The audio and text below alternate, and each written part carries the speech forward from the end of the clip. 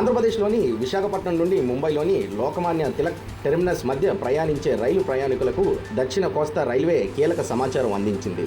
Visakhapatnam Lokmanya Tilak terminus మధ్య నడిచే express రైలు Nidadavolu railway స్టేషన్లో కొత్తగా హాల్ట్ సౌకర్యాన్ని కల్పించింది.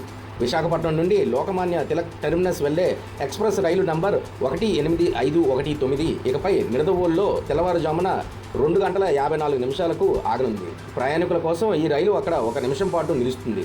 అదేవిధంగా లోకమాన్య తిలక్ టెర్మినస్ నుండి విశాఖపట్నం వచ్చే ఎక్స్ప్రెస్ రైలు 18520 కూడా నిడదవోలులో హాల్ట్ కల్పించారు. ఈ రైలు ఉదయం 6 గంటలకు నిడదవోలు స్టేషన్కి చేరుకొని 1 నిమిషం పాటు ఆగుతుంది. ఈ కొత్త హాల్ట్ సౌకర్యం సెప్టెంబర్ 5 నుండి అమల్లోకి రానుంది. దీంతో నిడదవోలు పరిసర ప్రాంతాల నుండి ఈ రైలులో ప్రయాణించే వారికి మరింత సౌకర్యం కలగనుంది. అయితే ప్రస్తుతం నిడదవోలు స్టేషన్లో ఇచ్చిన ఈ హాల్ట్ను ప్రయోగాత్మకంగా మాత్రమే అమలు చేస్తున్నారు. ఈ స్టాప్కు ప్రయాణికుల నుంచి మంచి స్పందన లభించి తగినంత మంది రెగ్యులర్గా ఈ రైళ్లను వినియోగిస్తే భవిష్యత్తులోనూ హాల్ట్ను కొనసాగించే అవకాశం ఉంది. ప్రయాణికుల ఆదరణ లేకపోతే ఈ హాల్ట్ను తొలగించే అవకాశం కూడా ఉంటుంది. నిడదవోలు రైల్వే స్టేషన్లో మరిన్ని రైళ్లకు హాల్ట్లు కల్పించేందుకు కేంద్ర మంత్రి దగ్గుబాటి పురంధేశ్వరి చేస్తున్న ప్రయత్నాల నేపథ్యంలో తాజాగా మరో రైలుకు స్టాప్ సౌకర్యం అందుబాటులోకి వచ్చింది.